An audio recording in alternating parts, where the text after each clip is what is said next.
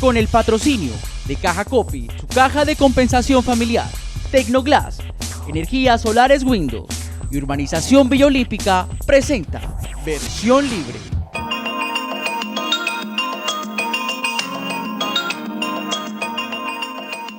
¿Qué tal, amigos? Buenas noches, bienvenidos a Versión Libre. Tenemos aquí en nuestro set improvisado a la doctora Piedad Córdoba, senadora de la República. Senadora, buenas noches. Buenas noches. Bueno, ¿cómo ve usted las cosas en el país, el panorama que se está viviendo en estos momentos, en el tema de la paz, en los palos que le han puesto a la rueda de la paz, en fin? Pues a mí me parece realmente preocupante, porque lo primero que se quiebra en un proceso de estos es la confianza.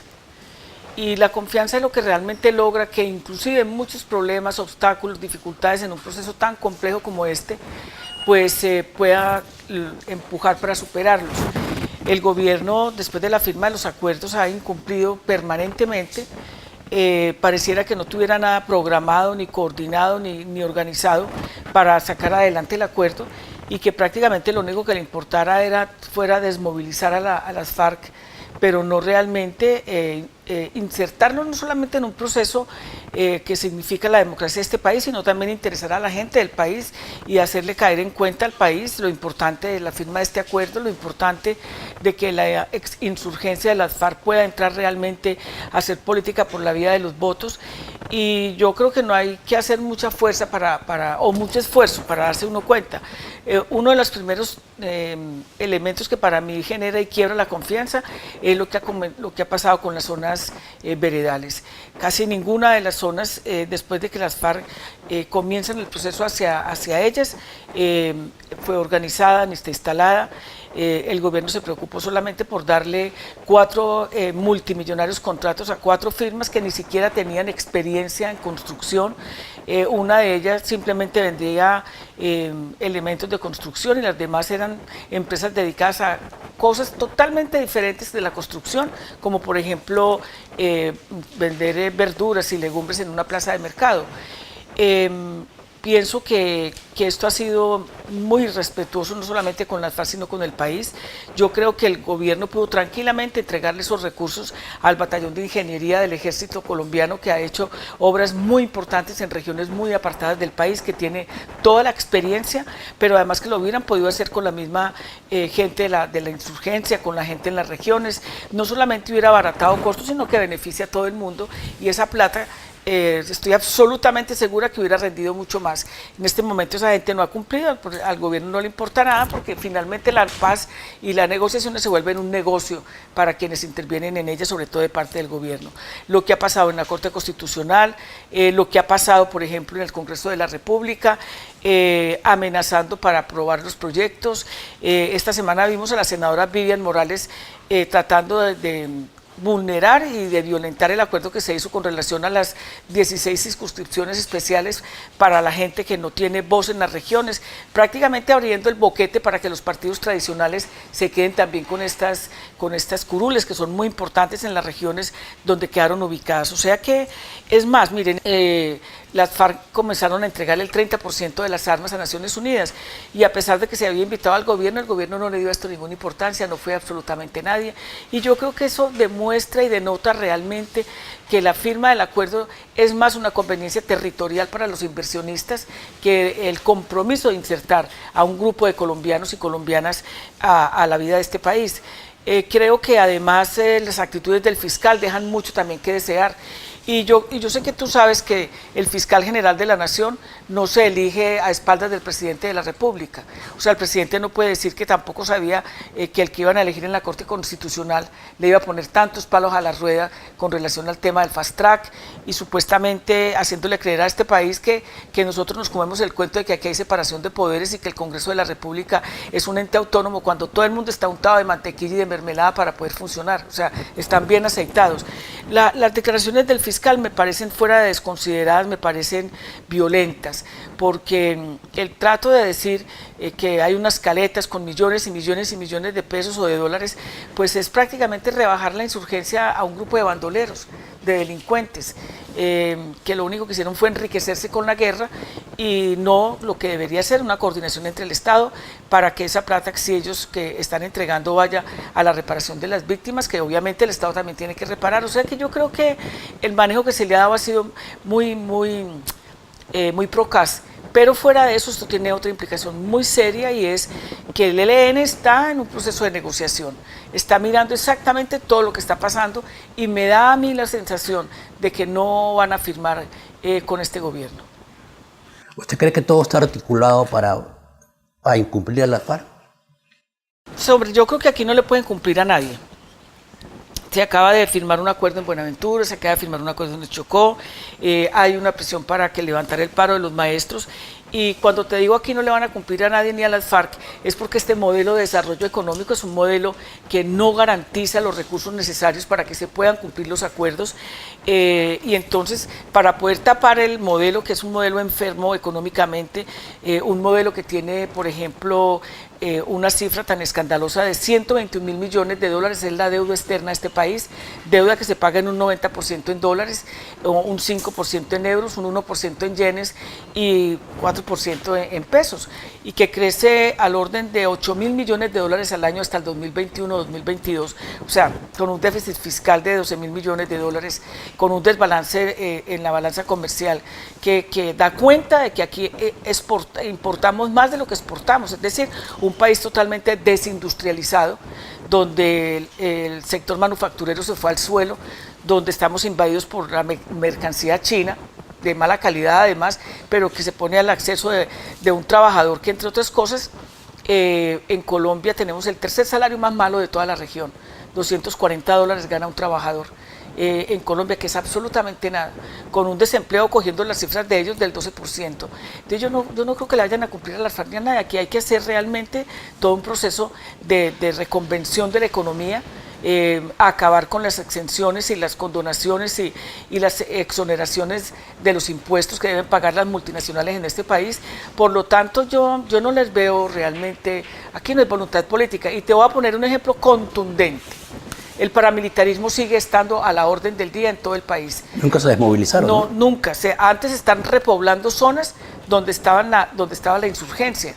Y a pesar de que aquí viven pendientes de lo que pasa en otros países y no de lo que pasa en el país, yo creo que es muy preocupante que a la fecha de hoy, o sea, en los 6 primeros meses del año, ya hay casi 200 líderes, hombres y mujeres asesinados. Y sobre todo... Esta semana asesinaron uno en Atlántico. En Atlántico, sí, a un compañero afro, entre otras cosas. Sí, claro que sí. Bernardo Cuero, sí. Y otra cosa, en el día de hoy detienen a uno de los voceros del paro de Buenaventura. Entonces, uno lo que se da cuenta es que realmente aquí lo que quieren es aplastar y desconocer las realidades y los problemas que tiene el país. De las cosas importantes y buenas que me parece a mí que han pasado, es que las FARC dejaron de ser el trompo de poner, y que está sobre la arena todos los problemas que tiene el país. Ahora quieren, a Pablo Escobar lo reemplazaron con las FARC, a las FARC la reemplazan con Venezuela. Y cuando firme el ELN no sé con quién lo van a reemplazar. Entonces son sofismas de distracción que además tienen todas las autopistas de medios de comunicación para cada vez más distraer a la gente de sus verdaderos problemas.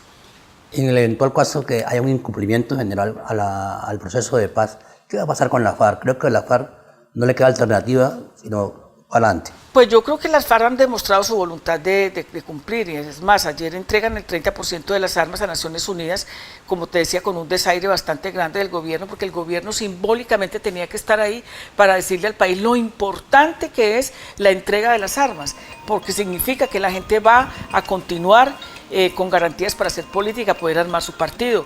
Entonces yo creo que a las FARC tienen que tener muy preocupados los asesinatos, porque mucha de la gente cercana también a ellos, familiares de guerrilleros, y no solamente tiene que preocupar a la insurgencia de las FARC, sino tiene que preocupar realmente a todo el país.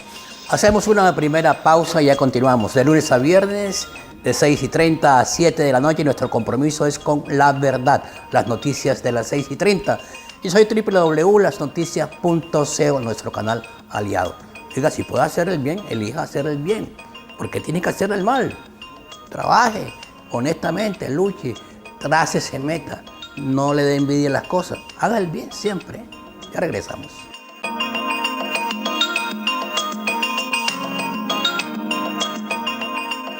Uno se pregunta Hace algunos años, en el 2003, 2004, no recuerdo precisamente la fecha, los jefes paramilitares fueron aplaudidos por el Congreso. Sin embargo, en este Congreso no le permitieron el ingreso a unos grupos que se están desmovilizando como la FARC. Lo que pasa es que uno pudiera decir metafóricamente que aquí muchos colombianos tienen un paraco en el corazón.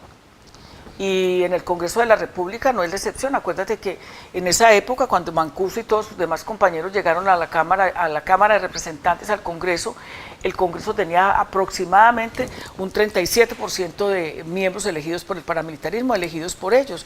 Entonces, ellos los veían como sus jefes militares, diría yo, y por eso les permitieron todas las permisibilidades, perdónenme la redundancia, que se les dieron, empezando porque esa decisión la tuvo que haber tomado el presidente Álvaro Uribe Vélez, y todo el mundo sabe que a él lo eligió el paramilitarismo.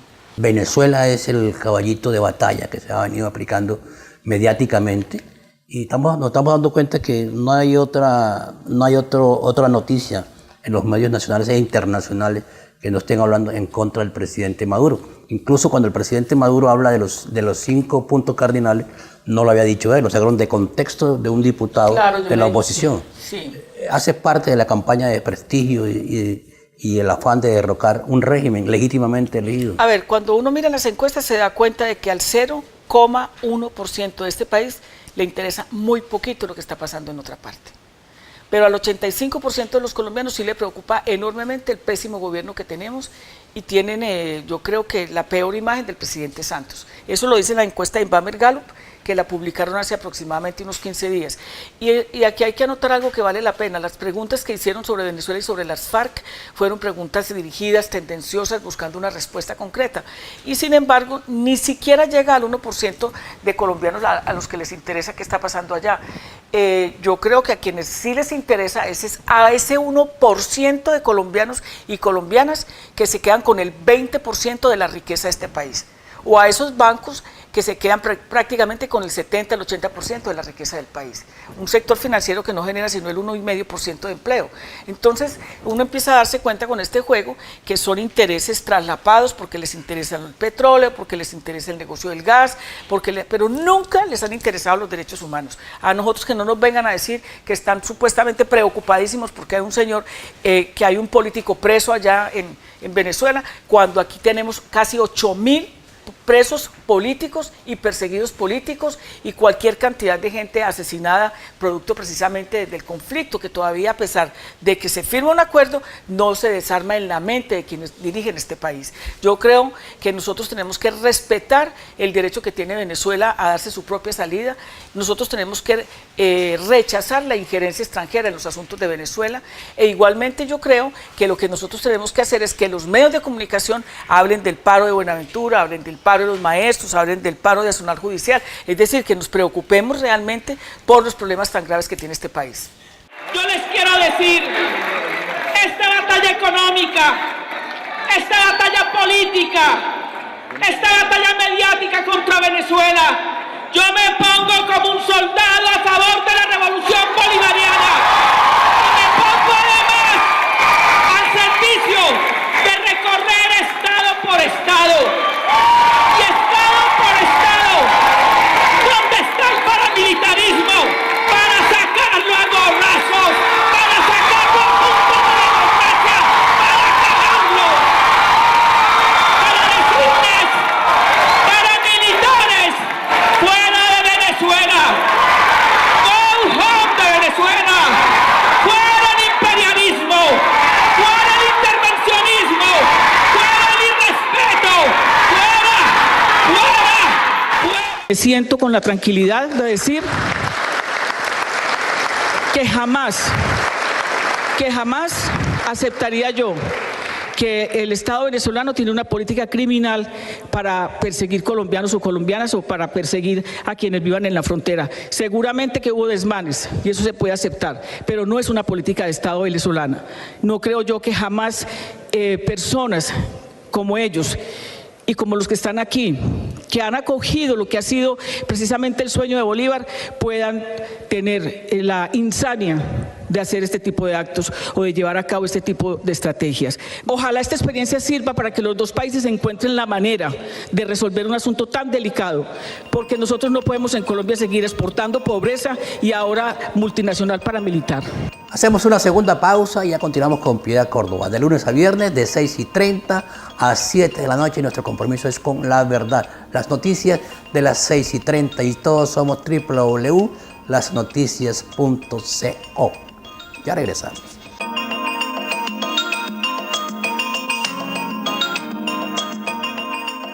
Bueno, ahora sí, finalmente la operación Acordeón, que sistemáticamente ha denunciado el padre Bernardo Hoyos. ¿Cree que eso tenga que ver con la persecución de la que ha sido objeto en los últimos meses y que nuevamente le reviven la cárcel?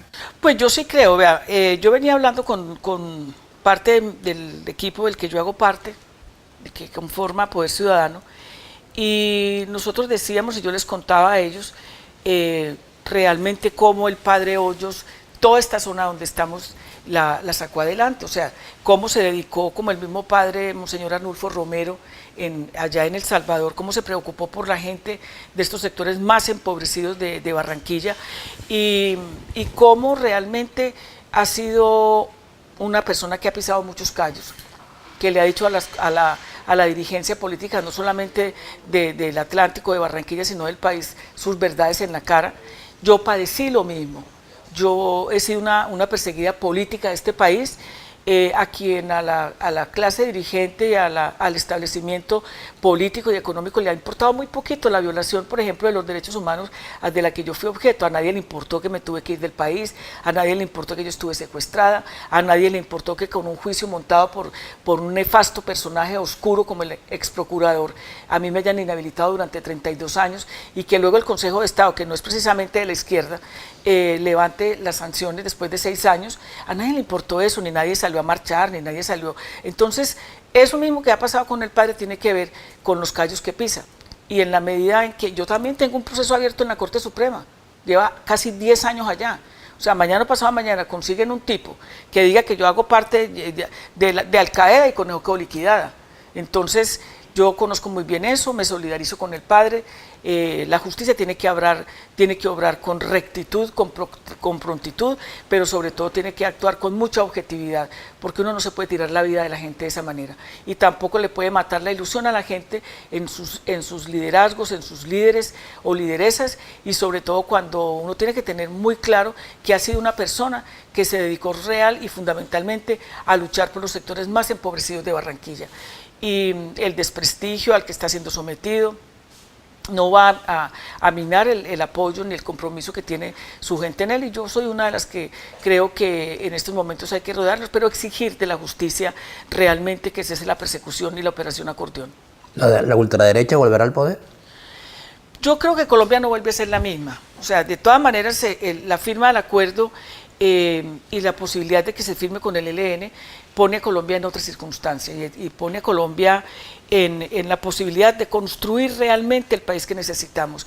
Yo decía en el día de ayer en Cartagena en un foro que la gente ha cambiado, la incertidumbre de la gente del día a día, de lo que le va a pasar, le ha quitado la esperanza, le ha cambiado la ilusión por la desilusión, y yo creo que la gente se ha resignado a todo esto, pero sin embargo lo que pasó en Buenaventura, lo que pasó en Tumaco, lo que pasó en el Chocó, lo que viene pasando con los maestros del país es como un viento que refresca precisamente esa posibilidad de que los colombianos y las colombianas de una vez por todas rechacemos este statu quo de cosas, de partidos políticos, de dirigentes y dirigentes que toda la vida se han empecinado en el poder como que aquí no existiera nadie más y que son los grandes responsables de los robos de este país.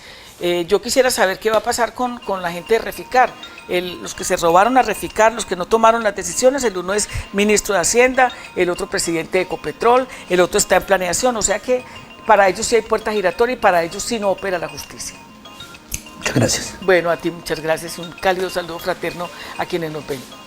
Y bien amigos, hasta aquí Versión Libre, nos vemos el próximo martes a las 10 en punto de la noche. La gente buena en el corazón, la gente mala hay que buscarla, denunciarla sin miedo. Hasta el próximo martes a las 10 en punto de la noche. Hasta entonces. Caja Copy, su caja de compensación familiar, presentó Versión Libre.